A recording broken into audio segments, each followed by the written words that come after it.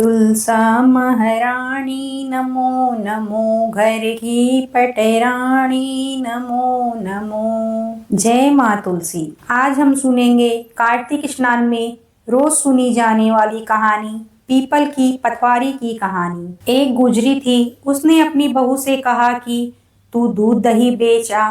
वह दूध दही बेचने गई। कार्तिक का महीना था।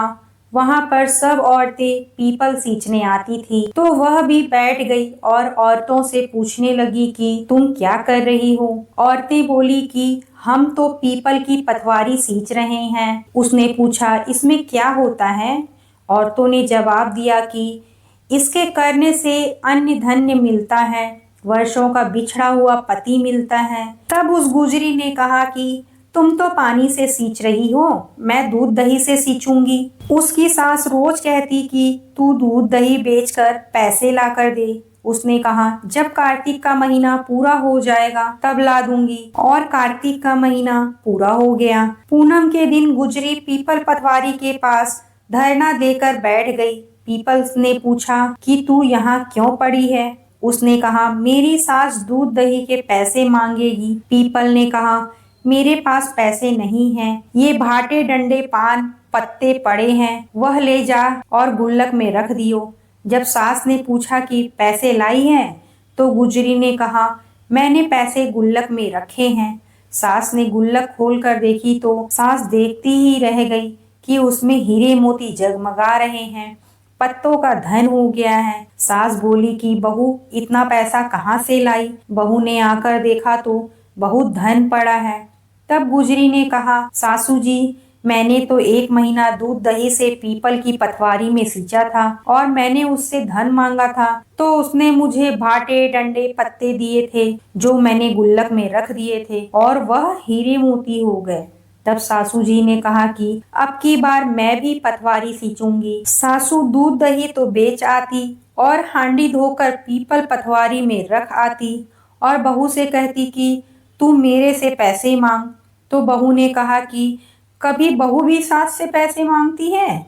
सास बोली कि तू मेरे से पैसे मांग। तो बहू ने सास से दूध दही के पैसे मांगे। तो सासू जी पीपल पटवारी पर जाकर धरना लेकर बैठ गई। तो डंडे पत्ते पान भाटे उसे भी दिए और कहा गुल्लक में जाकर रख दे। बहू ने खोल कर देखा तो उसमें कीड़े और बिलाव चल रहे थे।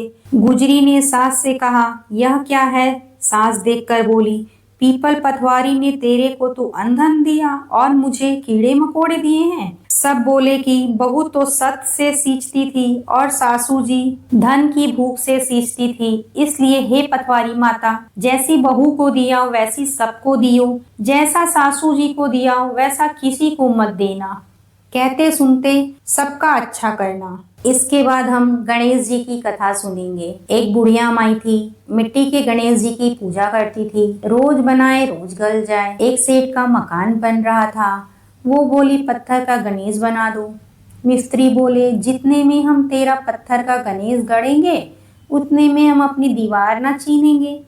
बुढ़िया बोली, राम करे तेरी दीवार टेढ़ी हो जाए। अब उनकी दीवार टेढ़ी हो गई।